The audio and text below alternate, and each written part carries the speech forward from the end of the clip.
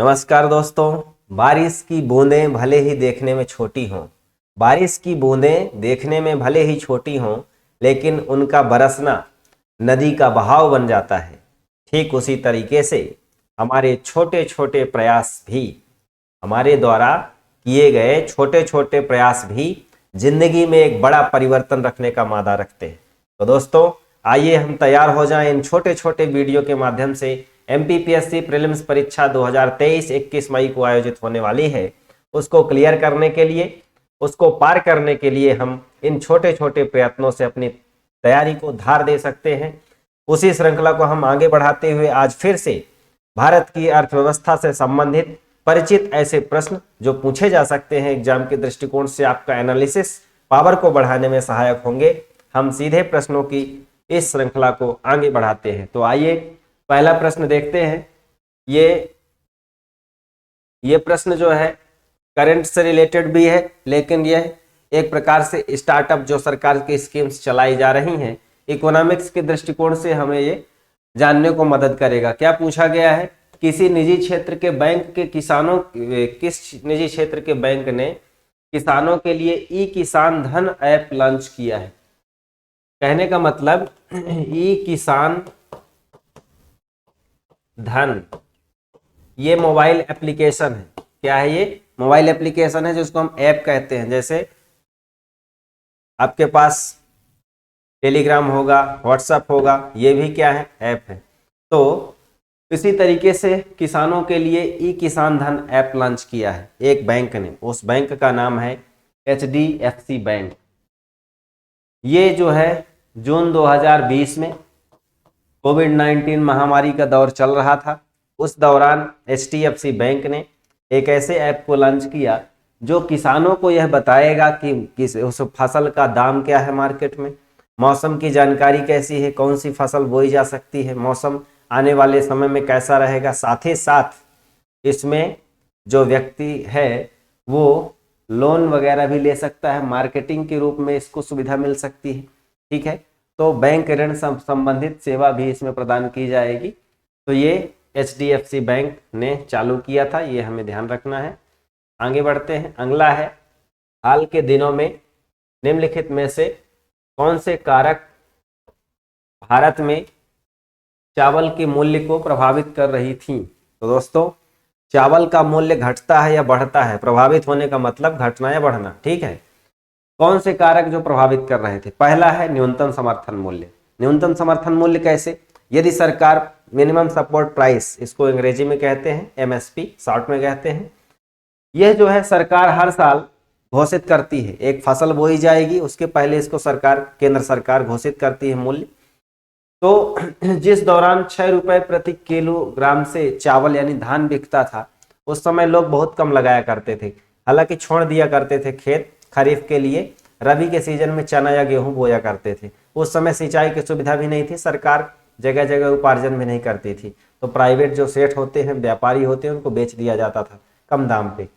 लेकिन सरकार ने कहा कि हम अपने FCI, food corporation of India के अधीन जो हमारे प्रोक्योरमेंट सेंटर हैं, उपार्जन केंद्र हैं, उनके माध्यम से हम आहरण करेंगे यानी खरीदेंगे, किसानों को बोनस भी देंगे समय समय पर जरूरत के हिसाब से। तो न्यूनतम समर्थन मूल्य घोषित कर दिया गया, तो लोगों ने सरकारी बिक्री केंद्रों में बेचना जारी कर दिया। तो जब किसी फसल का मूल्य बढ़ा दिया जाता है तो उसको लोग ज्यादा बोने लगते हैं, ज्यादा उपजाते हैं। तो ये भी जो है चावल की फसल के लिए महत्वपूर्ण जिम्मेदार रहा है। आज जहां भी नहर की व्यवस्थाएं हो रही है वहां ज्यादा उत्पादन हो रहा है। सरकार द्वारा व्यापार करना, सरकार यदि खरीद कर उसको इंटरनेशनल ट्रेड में निर्यात करती है, उससे भी फसल का मूल्य बढ़ेगा, किसान प्रोत्साहित होंगे, ज्यादा फसल लगाएंगे।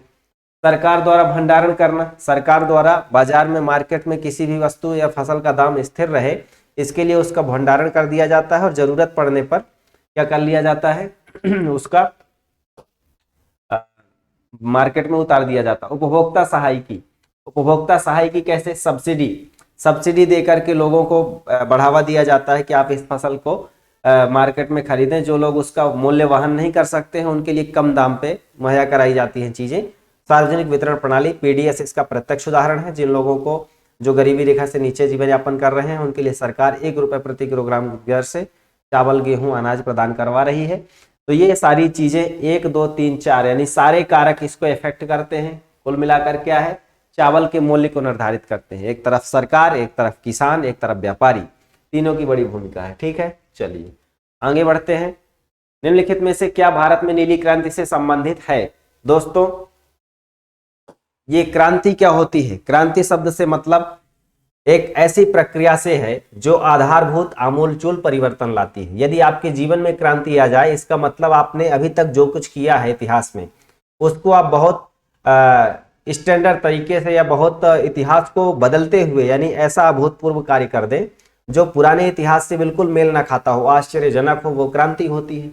तो उसी तरीके से भारत में जो नीली क्रांति हुई, नीली क्रांति मतलब एक विशेष रंग को प्रदर्शित करने के लिए किसी खास चीज का उत्पादन हुआ होगा, उसके क्षेत्र में क्रांति यानी बहुत बड़ा बदलाव आया होगा, उसको हम क्रांति कहेंगे। तो ये जो नीली क्रांति है, ये जल के नीले रंग से संबंधित है और जल में मछली रहती है। तो मत्स्य पालन कहाँ होता है? जल में होता है। जल का रंग नीला होता है, नीला रंग के कारण है पृथ्वी का कलर क्या है? नीला ग्रह अंतरिक्ष से देखने पर। ठीक है, तो मत्स्य पालन नीली क्रांति से रिलेटेड है, ध्यान रखिएगा। इसके अलावा रेशम उत्पादन को सेरिकल्चर कहते हैं। और भी क्रांतियां हैं, जैसे हरित क्रांति। हरित क्रांति का मतलब होता है खाद्यान्न उत्पादन। खाद्यान्न मतलब अनाज, अनाज में चावल, गेहूं, ज्वार, बाजरा ये सब आते हैं। इसके अलावा प्रमुख रूप से जो हरित क्रांति की शुरुआत हुई थी वो चावल और गेहूं के लिए हुई थी 1966-67 में। भारत में उसके जनक हैं एम एस स्वामीनाथन, विश्व में उसके जनक हैं नॉर्मन ई बोरलाग, मैक्सिको के थे, उन्हीं के सहयोगी थे एम एस स्वामीनाथन। उन्होंने देखा कि अमेरिका के मैक्सिको में जब अच्छा गेहूं उत्पादित हो रहा है, हम भारत में क्यों ना करें, तो उन्होंने भारत में भी क्रांति की शुरुआत करी थी। ठीक है, 1966-67 में भारत में हुआ था। इसके अलावा एक श्वेत क्रांति शब्द नाम सुने होंगे, श्वेत क्रांति। श्वेत क्रांति मतलब सफेद कलर किसका होता है? श्वेत, दूध का होता है। दूध के उत्पादन में तीव्रता से वृद्धि करने के लिए दुग्ध क्रांति लाई गई 1970 में। भारत में उसके जनक डॉक्टर वर्गीस कुरियन रहे। ठीक है, ये बात ध्यान रखिएगा। ऑपरेशन फ्लड उससे रिलेटेड है, दूध उत्पादन से। आगे बढ़ते हैं। भारत में सीमांत कृषि भूमि जोत का आकार क्या है? दोस्तों, यह टर्मिनोलॉजी थोड़ा सा स्टैंडर्ड है, सब्जेक्टिव है ज्यादा, इसको समझने की कोशिश करें बहुत आसान भाषा में। सीमांत कृषि भूमि तो एक होता है कृषि संगणना। कृषि संगणना का मतलब होता है जैसे मनुष्य की कितनी जनसंख्या है, इसके लिए 10 साल में एक बार जनगणना होती है। पशुओं की कितनी जनसंख्या है, उसकी भी गणना होती है। बाघों की कितनी संख्या है, इसकी भी गणना होती है हर 4 साल में। भारत में जैसे अभी हुई है 29 जुलाई को आंकड़े जारी किए जाएंगे, वैसे ही हमारे देश में कृषि संगणना होती है। कृषि संगणना का मतलब जो हमारे देश में खेत हैं जिनसे कृषि उत्पादन हो रहा है, वो किस आकार के हैं, यानी उसका मालिक कितनी भूमि का मालिक है। जैसे किसी के पास 10 एकड़ जमीन है या 10 हेक्टेयर जमीन है, तो वो 10 एकड़ का मालिक है। लेकिन यदि उसकी मृत्यु हो जाए, उसके बाद उसके लड़कों को मिले और उसके लड़के 5 हों, तो प्रत्येक को 2-2 एकड़ मिलेगी। माने कृषि जोत का आकार क्या हो गया? छोटा हो गया। यानी ज्यादा है, उसके मालिक कम है, तो क्या हो जाएगा? कृषि जोत का आकार ज्यादा होगा। लेकिन यदि रकबा सीमित है और उसके जो शेयर होल्डर है वो ज्यादा है, तो कृषि जोत का आकार कम हो जाएगा। हमारे देश में कृषि संगणना में एक होता है सीमांत जोत, ठीक है, एक होता है अर्ध या लघु, एक होता है अर्ध मध्यम, ठीक है, और एक होता है मध्यम, और एक होता है बृहद। तो दोस्तों इसको देखते हैं। सीमांत जोत, अर्ध जोत, अर्ध मध्यम जोत और मध्यम जोत और बृहद जोत। इसका मतलब इन जो एरिया या आकार बताए गए हैं, इसी के अनुसार किसानों की भी पहचान होती है। जैसे सीमांत कृषक, सीमांत कृषक वह कृषक होगा जिसके पास सीमांत जोत है, माने 1 हेक्टेयर से कम, 1 हेक्टेयर से कम, ठीक है। अर्ध जो जोत आकार का किसान होगा उसके पास कितनी जमीन होगी? उसके पास होगी 1 से 2 हेक्टेयर। अर्ध मध्यम के पास 2 से 4 हेक्टेयर, और मध्यम वाले के पास 4 से 10 हेक्टेयर, और बृहद वाले के पास 10 हेक्टेयर से ज्यादा, 10 हेक्टेयर से ज्यादा हो जाएगी। तो उसको हम क्या कहेंगे? उसको कह देंगे बृहद कृषक या बड़े कृषक, ठीक है। तो 10 हेक्टेयर इसका आंकड़ा है। तो इस तरीके से ध्यान रखिएगा, सीमांत के पास 1 हेक्टेयर से कम, 1 हेक्टेयर का मतलब होता है 2.5 एकड़, 2.47, ठीक है, एकड़, 2 एकड़ 47 डिसमिल, ऐसा। तो चलिए ये आप समझ गए होंगे। तो पूछा गया है कि कृषि भूमि जोत का आकार भारत में कैसा है। तो भारत में 1 हेक्टेयर से कम है, ठीक है। 1 हेक्टेयर से कम को हम क्या कहेंगे, सीमांत कृषि। और भारत में यह जो है 68% जमीन ऐसी है, भारत में 68% भूमि 1 हेक्टेयर से कम है यानी सीमांत प्रकार की है। और 17% भूमि कैसी है, अर्ध यानी लघु प्रकार की है, ठीक है। और 0.7% भूमि कैसी है, बृहद आकार की है। तो ये डेटा भी आपको बहुत मदद करेगा कि हमारे देश में सबसे ज्यादा आकार किसका है, सीमांत जोत का आकार 1 हेक्टेयर से कम है। यही कृषि पिछड़ेपन का कारण भी है, यानी जिसके पास 1 हेक्टेयर से कम जमीन है वो बड़े बड़े कृषि यंत्र थोड़ी लगाएगा, उसके पास बहुत ज्यादा जमीन है, बड़े बड़े टेक्नोलॉजी इस्तेमाल करेगा, क्योंकि उसका इन्वेस्टमेंट रेशियो उसके उत्पादन में ज्यादा एरिया होने के कारण कम हो जाएगा। लेकिन आपके पास 1 एकड़ जमीन है, आप हार्वेस्टर बुलाओगे, बहुत सारे यंत्र लगाओगे तो खर्चा ज्यादा होगा, ठीक है। तो चलिए 1 हेक्टेयर से इसका कम हो जाएगा उत्पादन। आगे बढ़ते हैं। कृषि उत्पादन में काष्ठ के हलों के स्थान पर इस्पात के हलों का प्रयोग किया जाता है, यह किसका उदाहरण है। बहुत अच्छा प्रश्न है, थोड़ा सा लॉजिकल है, इसको सोचें एक बार, पढ़ें। काष्ठ, काष्ठ माने होता लकड़ी। पुराने समय में लकड़ी के हल यूज किए जाते थे, ठीक है। और इस्पात के हल अब यूज हो रहे हैं। इस्पात माने जो ट्रैक्टर की कुसिया होती है वो स्टील या लोहे की, इस्पात की होती है, ठीक है। तो इसका उदाहरण क्या है, श्रम बढ़ाने वाली प्रौद्योगिकी टेक्नोलॉजी, पूंजी बढ़ाने वाली प्रौद्योगिकी प्रगति, पूंजी घटाने वाली, या उपरोक्त में से कोई नहीं। तो आप सोचे कि जो काष्ठ के हल के स्थान पर जब स्टील की जो हल है, हल सिरा, उसको यूज किया जाने लगा तो क्या हुआ होगा, इसका यह हुआ होगा पूंजी बढ़ाने वाली प्रौद्योगिकी। पूंजी बढ़ाने वाली प्रौद्योगिकी है ये। कैसे, कैसे पूंजी बढ़ाने वाली प्रौद्योगिकी, मतलब जब काष्ठ वाला हल यूज किया करते थे तो जोतने के लिए ज्यादा कर्मचारियों को लगाना पड़ता था, ठीक। जब यह स्टील की आ गई, इससे ज्यादा कम समय में जुताई हो जाती है, साथ ही साथ कम खर्चे में कम व्यक्तियों की आवश्यकता होती है। एक ट्रैक्टर लगाओगे आप, एक दिन में पूरा बहुत बड़ा एरिया खेत को भी वो कंप्लीट कर से प्लाउ कर देगा, यानी जोत देगा। लेकिन जब उसी एरिया क्षेत्र खेत को आप हल के माध्यम से, जो बैल वगैरह की सहायता से, बैल जो है सामने रहते थे, उसके ऊपर जुआ लगाते थे, फिर नीचे से पीछे से हल रेखा होती थी, और एक ही उसमें से आप पुली बना सकते थे, जुताई एक बार हो सकती थी। ऐसे करके बहुत टाइम लगता था, उसमें खर्चा भी ज्यादा होता था। तो ये पूंजी बढ़ाती है, यानी व्यक्ति की इनकम को क्या करती है, इन्वेस्टमेंट को कम करती है, पूंजी को बढ़ाती है। लेकिन इसका उल्टा क्या होगा, यदि हम इस्पात की जगह काष्ठ के हलों का उपयोग कर लें तो लोग ज्यादा बढ़ जाएंगे, लोगों को ज्यादा काम मिल जाएगा, तो उसको हम क्या कहेंगे, श्रम बढ़ाने वाली प्रौद्योगिकी। तो श्रम बढ़ाने वाली वो प्रौद्योगिकी होगी, ठीक, जिसमें ज्यादा लोग एंगेज होंगे। इसका आंसर हो जाएगा बी नंबर, ठीक है। चलिए आगे बढ़ते हैं। निम्न कथन में से आप क्या समझते हैं दोस्तों, इसको समझिए, क्या समझते हैं। भारत में राष्ट्रीय खाद्यान्न सुरक्षा प्राप्त कर ली है परंतु पारिवारिक सुरक्षा नहीं प्राप्त की है, इसका मतलब क्या है दोस्तों।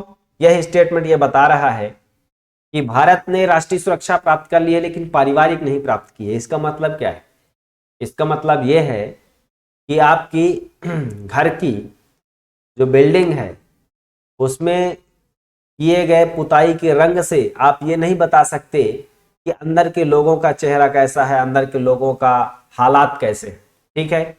तो यही राष्ट्रीय आंकड़ा बताता है। कैसे, जो राष्ट्रीय खाद्यान्न सुरक्षा है ये तो पूरे देश के लिए है, यानी किसी भी देश में जो चीज टोटल उत्पादन हो रहा है, सरकार उसको सेव कर रही है, स्टोरेज में डाल रही है, वो सरकार के आंकड़ों के साथ साथ।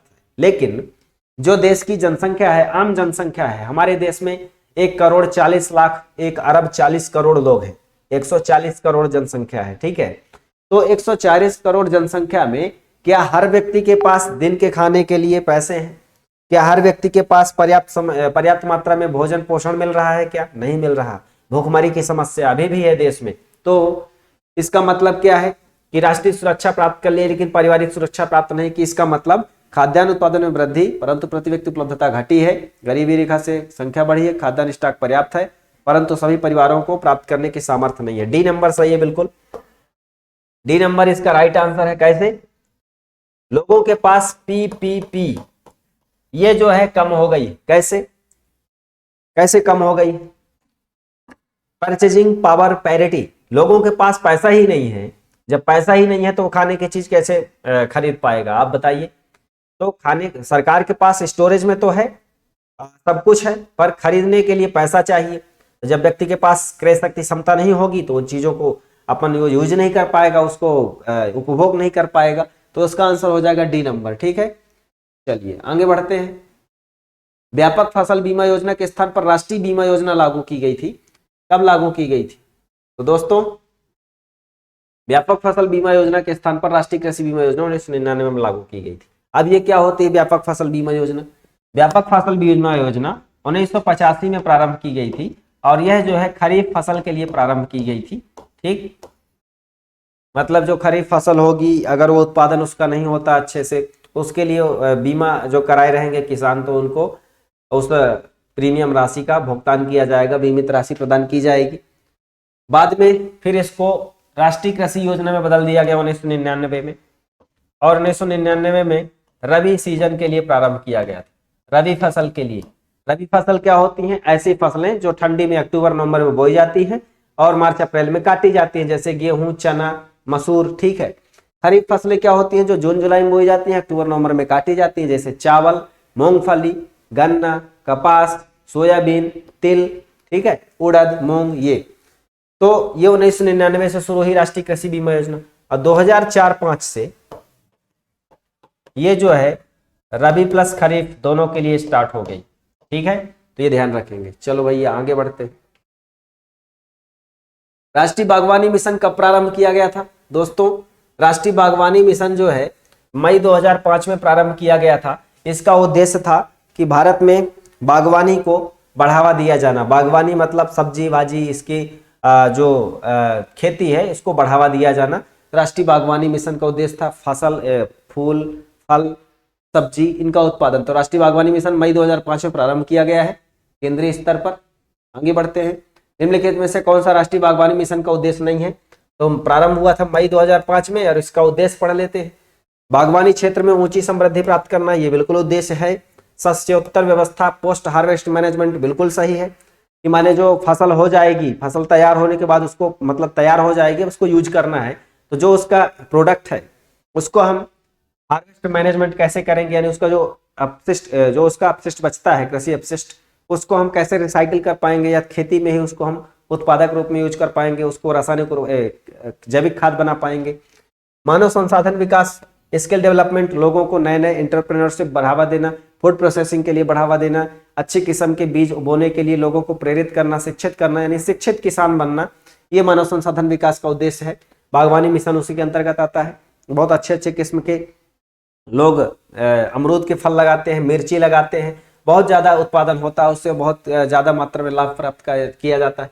वित्तीय सहायता प्रदान करना इसके उद्देश्य में शामिल नहीं है, तो पहला आंसर इसका गलत हो जाएगा।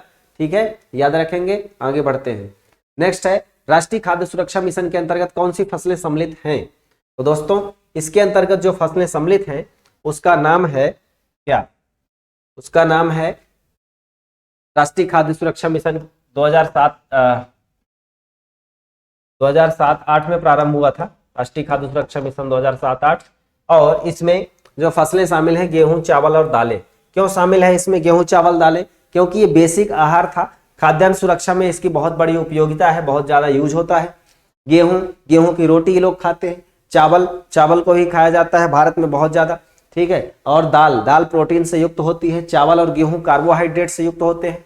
कार्बोहाइड्रेट हमें ऊर्जा प्रदान करता है काम के लिए, और जो प्रोटीन होती है वो शरीर की वृद्धि के लिए बहुत जरूरी है, शरीर से रोगों से लड़ने के लिए जरूरी है। इस तरीके से दाल और गेहूं, चावल को बढ़ावा देने के लिए राष्ट्रीय खाद्य सुरक्षा मिशन पर सबसे पहले ध्यान दिया गया था 2007-08 में। आज सरकार इस नतीजे पर पहुंची है कि देश में जो मोटे अनाज की खेती पहले हुआ करती थी, कोदो, कुटकी, सावा, रागी, ठीक है, ज्वार, बाजरा, इनकी भी अब खेती बढ़ावा दिया जाएगा। इस बजट में पीएम श्री जो है श्री अन्न उसको नाम दिया गया है। श्री अन्न मतलब मिलेट, मोटा अनाज। 2023 को बाजरा वर्ष के रूप में भी मनाया जा रहा है दुनिया भर में। 2007-08 इसका ध्यान रखिएगा। और गेहूं, चावल, दालों के लिए प्रारंभ किया गया था। आगे बढ़ते हैं। पीत क्रांति। पीत क्रांति मतलब पीली क्रांति। क्या होती है पीली क्रांति? पीली क्रांति मतलब ये जो कलर बताता है कि पीली क्रांति किससे रिलेटेड है, पीले कलर से, येलो रिवोल्यूशन, ठीक है, येलो रिवोल्यूशन। ये कैसे, तोरिया सरसों उत्पादन से। तोरिया सरसों उत्पादन तिलहन फसल है, क्या है ये, तिलहन फसल है, ठीक है। तो तेल को बढ़ावा देने के लिए, तेल उत्पादन को बढ़ावा देने के लिए पीत क्रांति यानी येलो रिवोल्यूशन लाया गया था भारत में, और यह समय की बात है सन 1986 में। तो भारत में तेल का भी अच्छा उत्पादन हो, क्योंकि तेल खाने से वसा मिलता है, फैट मिलता है, और वह भी हमारे पोषण सुरक्षा का हिस्सा है, संतुलित आहार के वह भी उसके भाग में आता है, ठीक है। तो ये हो जाएगा हमारा पोषक तत्व के अंतर्गत तिलहन उत्पादन को बढ़ावा देना, देश में तिलहन क्षेत्र में आत्मनिर्भरता प्राप्त करना, इसके लिए सरकार ने 1986 में कार्यक्रम लाया। आगे बढ़ते हैं और देखते हैं नया प्रश्न, ऑपरेशन फ्लड 2 का संबंध किससे है दोस्तों।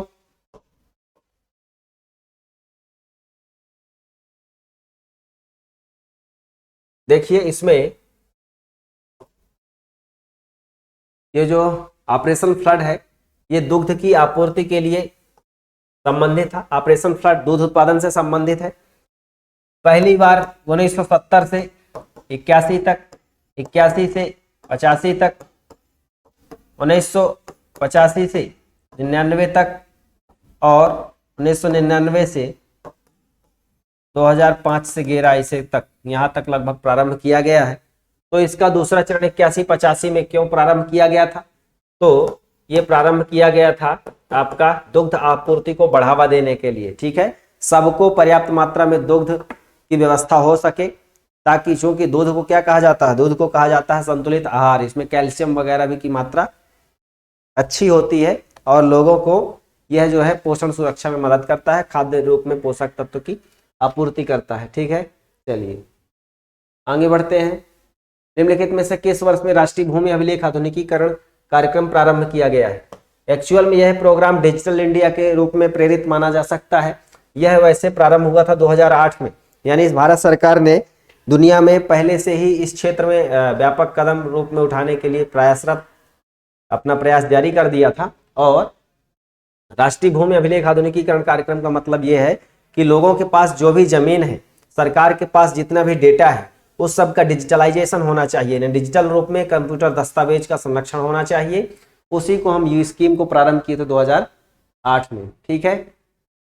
चलिए नेक्स्ट है, हैंडबुक ऑफ एग्रीकल्चर प्रकाशित होती है, ठीक है, हैंडबुक ऑफ एग्रीकल्चर प्रकाशित होती है। और यहाँ कहाँ से प्रकाशित होती है ये पूछा गया है, भारतीय कृषि अनुसंधान परिषद नई दिल्ली। ये जो पुस्तक है हैंडबुक ऑफ एग्रीकल्चर, ये प्रकाशित होती है नई दिल्ली से, ठीक है, भारतीय कृषि अनुसंधान परिषद नई दिल्ली। चलो आगे बढ़ते हैं। भारतीय सब्जी शोधन संस्थान कहाँ स्थित है दोस्तों। भारतीय सब्जी शोध संस्थान वाराणसी में स्थित है। वाराणसी जिसका पुराना नाम बनारस था, बनारस हिंदू यूनिवर्सिटी स्थापित है। इसके अलावा वर्तमान प्रधानमंत्री श्री नरेंद्र मोदी जी का संसदीय निर्वाचन क्षेत्र है ये। और हमारे भारत में काशी तमिल संगमम अभी वाराणसी में प्रारंभ हुआ था कुछ टाइम पहले, वो भी ध्यान रखेंगे। और वाराणसी उत्तर प्रदेश का एक शहर है। सब्जी शोध संस्थान वेजिटेबल्स पर रिसर्च करने के लिए इंस्टीट्यूट स्थापित है उत्तर प्रदेश वाराणसी में, ठीक है, ध्यान रखेंगे। आगे बढ़ते, सुनहरे चावल में प्रचुरता होती है। सुनहरा चावल यानी गोल्डन राइस, उसमें ये जो चावल बनाया जाता है गोल्डन राइस, जेनेटिकल इंजीनियरिंग के द्वारा बनाया जाता है, मतलब इसमें जेनेटिक मॉडिफाइड सीड है ये। और इसमें विटामिन ए की प्रचुरता होती है, विटामिन ए की प्रचुरता होती है, ध्यान रखिएगा। इसको मार्केट रूप में परमिशन नहीं है। आगे बढ़ते हैं, कृषि उत्पादों की कहाँ मांग पाई जाती है दोस्तों। कृषि उत्पादों की मांग पाई जाती है कैसे, स्थायित्वहीन। स्थायित्वहीन कैसे, स्थायित्वहीन का मतलब है ये जो मांग है स्थायित्वहीन के रूप में पाई जाएगी। कैसे, मतलब इसमें ये है कि बढ़ना घटना, ठीक है, इसको हम क्या कहते हैं, स्थायित्वहीन। माने आज जो टमाटर का भाव है 10 रुपए प्रति किलो है, अगले 3 महीने बाद ₹50 किलो हो जाएगा, क्योंकि सप्लाई कम हो जाएगी। तो कृषि उत्पाद जो है उसकी मांग कम हो जाती है, लेकिन जब सप्लाई कम हो जाती है तो उसका मूल्य बढ़ जाता है। लेकिन जब ज़्यादा सप्लाई हो जाती है उसका मूल्य बहुत घट जाता है। लोग बाग मंडी से सड़कों पे फेंक देते हैं, टमाटर अनशन करने लगते हैं। ठीक है, तो ये स्थायित्वहीन होती है, ध्यान रखिएगा, स्टेबिलिटी लेस ये होता है। ठीक है, तो इसका आंसर हो जाएगा ये। आगे बढ़ते हैं।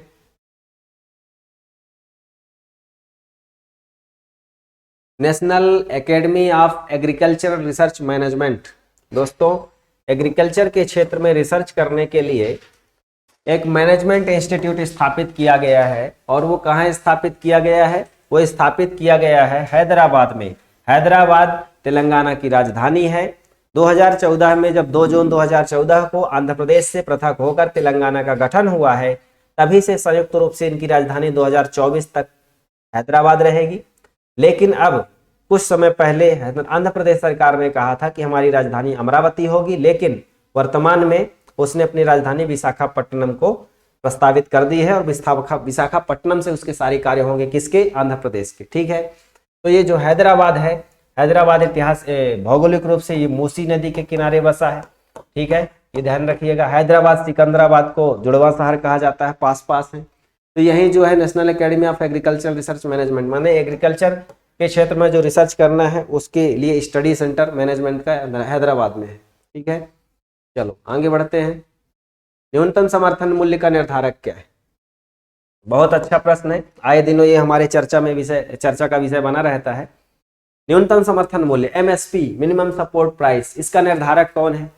तो इसका निर्धारक है कृषि लागत एवं मूल्य आयोग। जैसे पिछड़ा वर्ग, हरिजन, आदिवासी यानी एससी और एसटी के कल्याण के लिए काम करने के लिए एक आयोग है, उसको हम एससी एसटी आयोग, ओबीसी आयोग, ऐसे आयोग का नाम देते हैं। उसी तरीके से जो हमारे कृषि उत्पाद हैं, फसलें हैं, उनका भी एक निश्चित मूल्य होना चाहिए। जितनी कॉस्ट लग रही है उस कॉस्ट के अकॉर्डिंग उनका मूल्य होना चाहिए बाजार में बेचने के लिए, ताकि किसानों को अपनी उपज का अच्छा मूल्य मिल सके और वो अपनी जीविका चला सके। इसके लिए कृषि लागत मूल्य आयोग की स्थापना सन 1965 में की गई थी।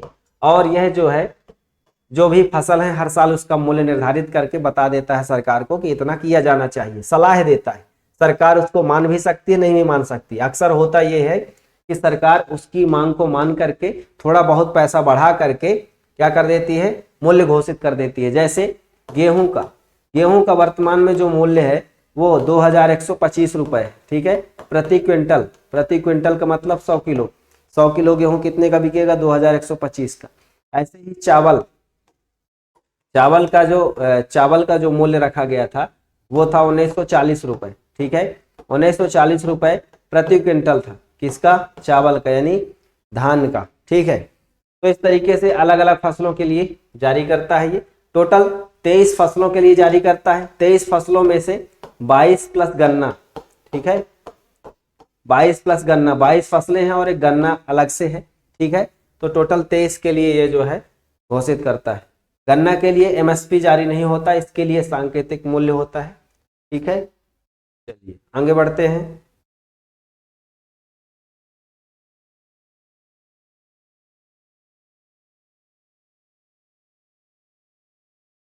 न्यूनतम समर्थन मूल्य, इसका निर्धारक हो जाएगा कृषि लागत और मूल्य आयोग। ठीक है, नेक्स्ट।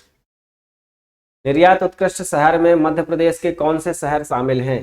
दोस्तों, कुछ टाइम, 1-2 साल मतलब कुछ वर्षों पहले ये निर्यात उत्कृष्ट शहर के रूप में मध्य प्रदेश के 2 शहरों को नीति आयोग ने चिन्हित किया था। वो शहर है देवास, इंदौर। क्यों है? क्योंकि ये जो है इंडस्ट्रियल एरिया है। इंडस्ट्रियल एरिया कैसे? इलेक्ट्रॉनिक कॉम्प्लेक्स, सूती वस्त्र कॉम्प्लेक्स, ये इंदौर क्षेत्र में। मशीनरी उद्योग देवास में। ठीक है, बैंक नोट प्रेस देवास में, बहुत सारे मशीनरी उपकरण बनाए जाते हैं यहाँ। तो देवास और इंदौर को जो है निर्यात उत्कृष्ट हब के रूप में स्थापित करने के लिए इनको चिन्हित किया गया था। तो देवास इंदौर हो जाएगा। आगे बढ़ते हैं। कौन सी औद्योगिक उत्पादन सूचकांक में कौन सी गतिविधि सम्मिलित नहीं है? दोस्तों, इसकी बात अगर हम करें तो जो औद्योगिक उत्पादन सूचकांक है वो जारी करने वाला होता है सीएसओ। ठीक है, सीएसओ का मतलब केंद्रीय सांख्यिकी संगठन। ये जो है जारी करता है, 2 आधार पे जारी करता है। कैसा? एक होता है यूज बेस्ड कैसे? कंज्यूमर गुड्स, जो भी हमारी घर की रोजमर्रा की और व्यक्तिगत जरूरतों की चीजें हैं उसको हम यूज करते हैं। दूसरा आता है विनिर्माण, ठीक है, विनिर्माण क्षेत्र की चीजें, बिजली हो गई, ठीक है, ये सब चीजें इसमें फर्स्ट में आती हैं। तो इसमें जो है विनिर्माण आता है, विद्युत आता है, खनन माइनिंग आता है, लेकिन निर्माण नहीं आता, कंस्ट्रक्शन इसका हिस्सा नहीं है। तो ध्यान रखिएगा कंस्ट्रक्शन इसमें शामिल नहीं है। विनिर्माण का मतलब होता है मैन्युफैक्चरिंग, रॉ मटेरियल का यूज करके उसको दूसरे प्रोडक्ट में बदलना, ठीक है। चलिए आगे बढ़ते हैं। स्पेशल इकोनॉमिक जोन SEZ की नीति देश में पहली बार कब प्रारंभ की गई थी? दोस्तों बहुत बढ़िया प्रश्न है और पूछा गया है कि स्पेशल इकोनॉमिक जोन की नीति देश में पहली बार आरंभ की गई थी कब? तो यह सन 2000 की बात है, अप्रैल 2000 में इसको प्रारंभ किया गया था, ठीक। स्पेशल इकोनॉमिक जोन क्यों स्थापित किया गया था? इसका उद्देश्य यह था कि जिन क्षेत्र में जिन चीज़ों का ज़्यादा उत्पादन हो रहा है वहाँ से उन चीज़ों को बाहर एक्सपोर्ट कर दिया जाए। क्यों? क्योंकि देश की इनकम भी बढ़ेगी, विदेशी निर्यात बढ़ेगा भारत का, ठीक है। इसके लिए सरकार ने 2005 में कानून बनाया, ठीक है, और कानून 2006 से प्रभावी हुआ। तो दो प्रकार से प्रश्न पूछा जा सकता है। इकोनॉमिक जोन की नीति कब प्रारंभ की? तो नीति 2000 में प्रारंभ की। कानून यानी एक्ट, अधिनियम कब बना? तो एक्ट बना 2005 में, ठीक। लागू कब हुआ? 2006 से प्रभावी हुआ। तो ये दो प्रकार से प्रश्न पूछे जा सकते हैं। हमने सारे एस्पेक्ट्स के अकॉर्डिंग आपको बता दिया है, ध्यान रखेंगे। आगे बढ़ते हैं। सूक्ष्म लघु मध्यम उद्यम और विकास अधिनियम 2006 के अनुसार मध्यम उद्यम के रूप में परिभाषित किया जाता है जिसकी निवेश राशि क्या होती है? बहुत अच्छा प्रश्न है। इकोनॉमिक्स को जानने वाले या सामान्य विद्यार्थी के रूप में हम इसको प्री मेंस इंटरव्यू सबके लिए समेकित आंसर मान सकते हैं। कैसे?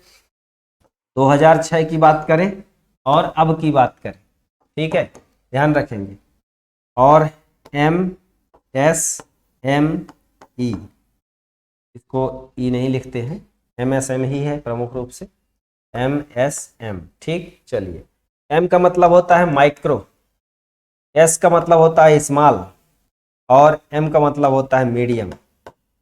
इसका मतलब क्या है? माइक्रो छोटा, स्मॉल उससे बड़ा और मीडियम उससे भी बड़ा, ठीक है।